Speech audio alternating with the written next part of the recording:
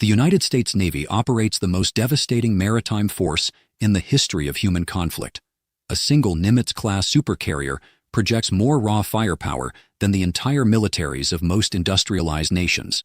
Yet, right now, outside the Persian Gulf, the apex predator of the oceans is effectively paralyzed. The $13 billion USS Abraham Lincoln is locked out of the world's most critical maritime chokepoint. It is completely sidelined. Not by hypersonic cruise missiles, not by a peer state adversary, but by an invisible low-tech blockade resting silently in the mud. The Strait of Hormuz is the jugular vein of the global economy, and Iran has just weaponized its claustrophobic depths, turning a 21-mile transit corridor into an inescapable trap. They haven't unleashed traditional naval warfare. They have engineered a strategic cage, a massive American armada, equipped with the most sophisticated sensor arrays on Earth, is being held hostage by $3,000 explosives. The illusion of total American maritime dominance has just violently collided with the brutal reality of asymmetric warfare. Look closely at the map. The Strait of Hormuz is not an ocean. It is a severe, unforgiving geographical bottleneck. At its narrowest point, this artery is a mere 21 miles wide, forcing massive supertankers into predictable, razor-thin transit corridors. The water here is deeply claustrophobic, dropping to depths as shallow as 50 meters. It is a natural, inescapable kill zone for massive steel behemoths. And the Islamic Revolutionary Guard Corps has methodically transformed this seabed into the highest density risk corridor on the planet by aggressively mining the choke point. Intelligence estimates indicate that Iran holds over 6,000 naval mines in its arsenals. You must understand the sheer mathematical terror of that stockpile. This is not a collection of rusty World War II-era contact explosives bobbing aimlessly on the surface. Leveraging Russian lethal bottom mine architecture and Chinese rocket-propelled EM-52 concepts, Tehran has acquired a massive stockpile of death, capable of sealing the strait from one end to the other multiple times over. But the true strategic nightmare is not what sits safely inside the warehouses. The nightmare is the precise, unknown fraction of those weapons that have already been seeded beneath the warm waters. In a strait this narrow, a single undetected explosive is enough to paralyze the maritime routes of thousands of vessels. Making matters infinitely worse, strong underwater currents mean some of these mines have drifted entirely off the Iranian grid, becoming untrackable rogue elements roaming the corridor without human oversight. The weapon systems deployed here represent the absolute pinnacle of asymmetric denial warfare. Enter the Maham 3 and the Maham 7. These are not passive obstacles. They are smart, autonomous underwater missiles equipped with their own lethal decision-making logic. The Maham 3 lies in ambush just meters below the surface, tethered by a chain to the seabed, holding a 300-kilogram high-tech Hell in its hull. The Maham 7 sits flush against the ocean floor, specifically engineered for the shallow topography of Hormuz. The most terrifying operational characteristic of these weapons is their complete lack of physical contact. They do not need a ship to strike their hull. They are endlessly patient. Embedded within their casings are highly sophisticated magnetic and acoustic sensor arrays that actively listen to every microscopic vibration in the water column. They act as cold-blooded hunters, specifically calibrated to ignore lightweight civilian traffic while waiting for the distinct, massive acoustic signature radiating from the propeller of a United States destroyer. When that target passes overhead, the ambient magnetic field shifts drastically. The trap registers a terminal lock, and the American sailors above have absolutely no idea what is about to happen to the steel beneath their feet. This invisible web of sensors is precisely why the crown jewels of American naval power are strictly prohibited from entering the strait. Multi-billion-dollar supercarriers like the USS Abraham Lincoln or the incoming USS George H.W. Bush are explicitly kept outside this corridor of death. In these narrow confines, their maneuverability is virtually non-existent, and their transit routes are entirely predictable. A single detonation against an aircraft carrier's hull would instantly paralyze the entire operational capacity of the United States in the region. The risk is absolute. Instead, the Navy is forced to send its Arleigh Burke-class destroyers, like the USS Frankie Peterson, directly into the crosshairs. These destroyers boast the most powerful radar arrays on Earth, capable of intercepting ballistic missiles in the stratosphere, but beneath their hulls, They are entirely blind and fatally vulnerable. The history of American naval warfare validates this terror. Since the end of World War II, the weapons that have inflicted the heaviest casualties and structural damage on the U.S. fleet have not been anti-ship missiles or enemy aircraft. They have been mines. The devastating near loss of the USS Samuel B. Roberts in 1988 remains a haunting, unresolved trauma for the Pentagon. And the mechanics of how these weapons destroy ships reveal why modern armor is utterly useless against them. When a Mayhem 7 detonates on the seabed beneath a destroyer, it does not attempt to pierce the hull with shrapnel or fire. It utilizes a horrific physical phenomenon that naval engineers refer to as a bubble jet. The immense explosion vaporizes the surrounding water, instantly generating a massive, rapidly expanding vacuum bubble right at the level of the ship's keel.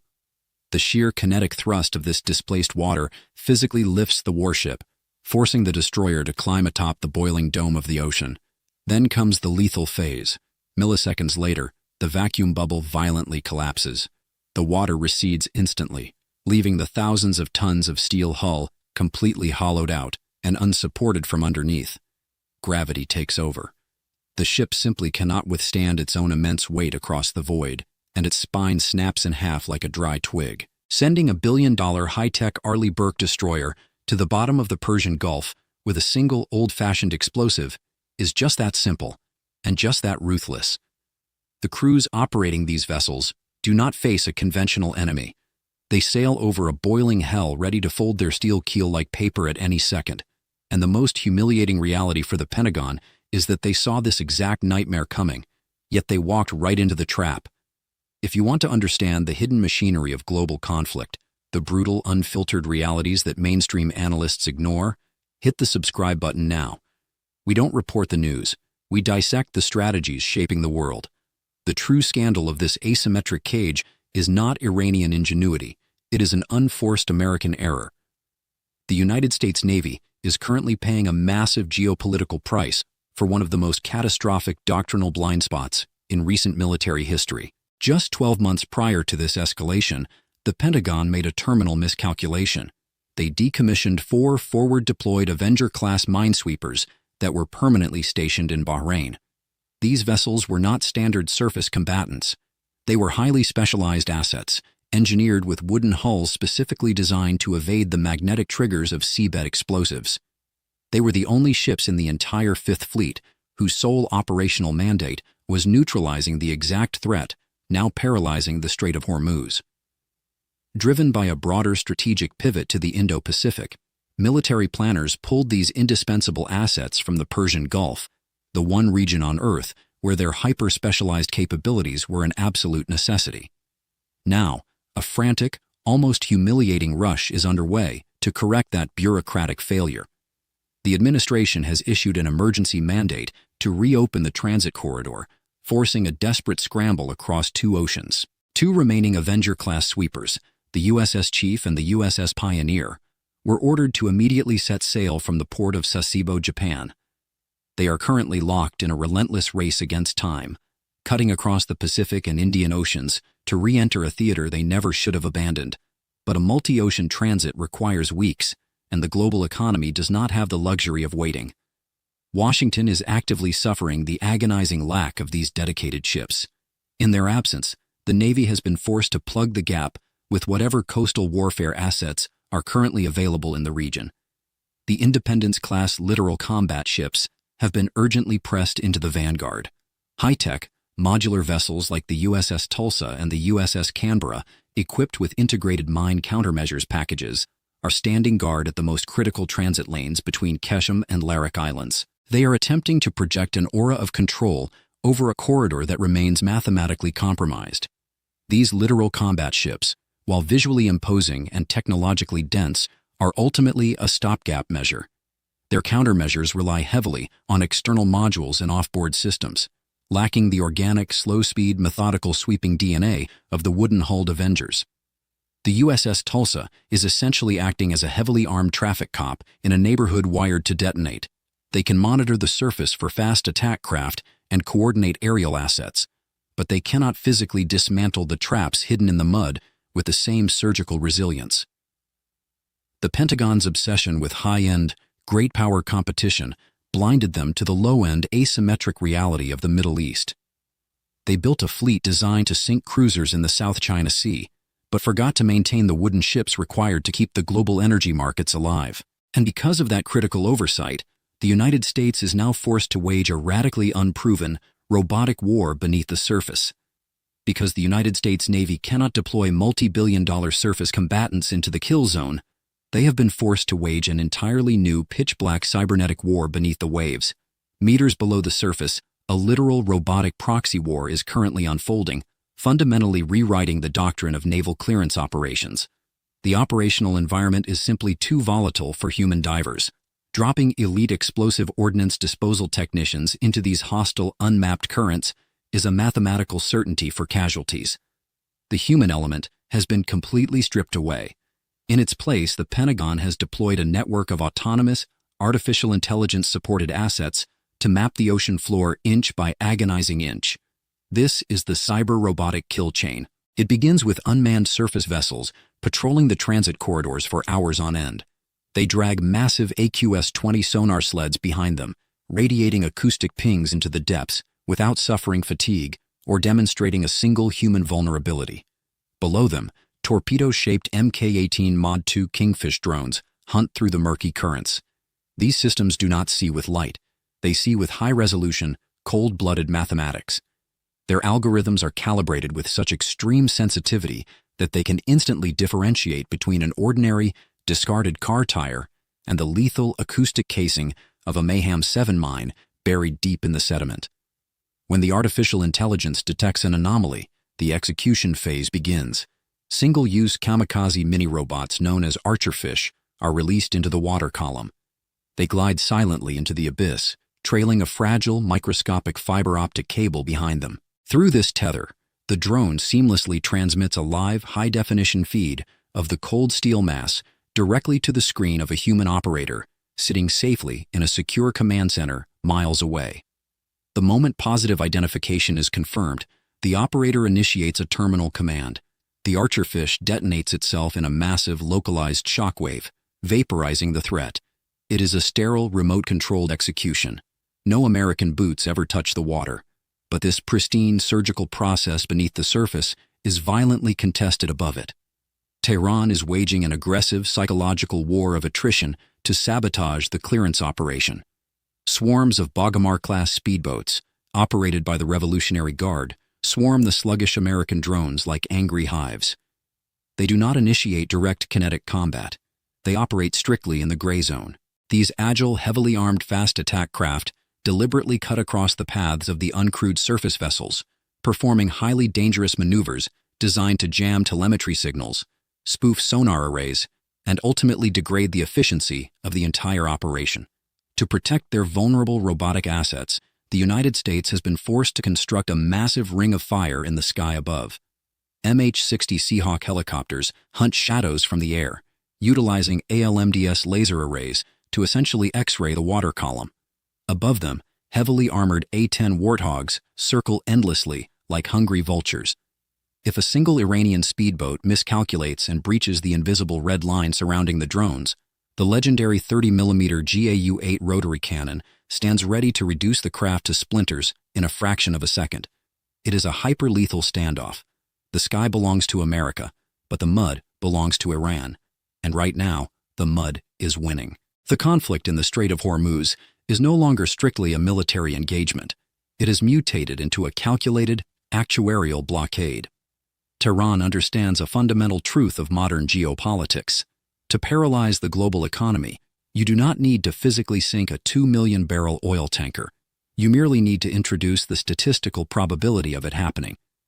The true arbiters of this war are not admirals sitting in the Pentagon, but risk assessors operating in the boardrooms of Lloyd's of London.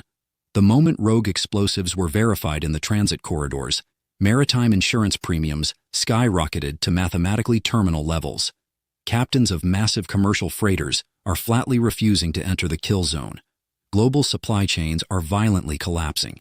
The lifeblood of global industry is being systematically choked off without a single missile being fired from the Iranian mainland. This is a total psychological inferno. This economic hemorrhage has violently awakened a deeply reluctant Europe. For months, the continent watched the underwater war from a comfortable, detached distance. But with energy markets facing an absolute meltdown and domestic industries starving for fuel, sheer panic has overridden political hesitation.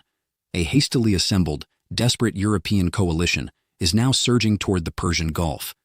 France, Germany, Belgium, and the Netherlands have actively bypassed standard legal protocols to immediately deploy their elite maritime clearance assets into the theater. The United States, bleeding time and lacking highly specialized vessels, is now fundamentally dependent on British engineering. The Royal Navy is deploying its Hunt-class and Sandown-class mine countermeasures vessels. These are arguably the most untraceable ships on the planet. Built entirely from advanced fiberglass and specialized non-magnetic plastics, they glide over the boiling surface like ghosts. They are completely invisible to the magnetic triggers of the mayhem systems waiting below. Paired with highly specialized Dutch and Belgian deepwater diver units, the absolute elite of global explosive neutralization, and British Seafox remote-controlled disposal robots, this multinational armada is attempting to carve a razor-thin path through the darkness. Even the Arab states of the Gulf are scrambling to open their ports and provide logistical lifelines for this massive operation. But this unprecedented global influx does not alter the fundamental brutal mathematics of the seabed. It takes a fast attack speedboat 10 minutes to recklessly dump a dozen mines into the current. It takes a multi-billion-dollar coalition of fiberglass ships, kamikaze robots, and AI-driven sonars weeks to find and neutralize them. The timeline of destruction is instantaneous. The timeline of clearance is agonizing. Tehran has trapped the Western world in a perpetual exhausting game of cat and mouse, where clearing a lane at noon provides zero guarantee that an Iranian Ghadir-class stealth submarine hasn't quietly reseeded that exact corridor under the cover of midnight. This is the new irreversible paradigm of maritime warfare. The Strait of Hormuz has exposed a terminal vulnerability in Western military doctrine. The United States and its European allies built vast, magnificent fleets designed to project overwhelming kinetic power across the globe. But they are currently bleeding billions of dollars and exhausting their most advanced robotic assets just to secure a 21-mile stretch of shallow water against a severely sanctioned regional adversary. The brutal reality is that Iran has already won the strategic equation. They have proven that they do not need to defeat the United States Navy in a conventional blue water shootout. By weaponizing the seabed with cheap, untrackable explosives, they have successfully held the global economy hostage. They have transformed a massive American armada into a reactive, defensive force, desperately sweeping the mud while Iranian fast attack craft circle above like vultures. The strategic cage is locked. The illusion of total maritime supremacy has been violently shattered by the silent, patient threat resting in the dark. This raises a critical, terrifying question for the future of great power competition. If a sanctioned regional power can completely paralyze a $100 billion American armada with a stockpile of bottom mines in the Middle East, what happens when a peer state adversary applies this exact same asymmetric doctrine to the Taiwan Strait? Let me know your strategic assessment in the comments below.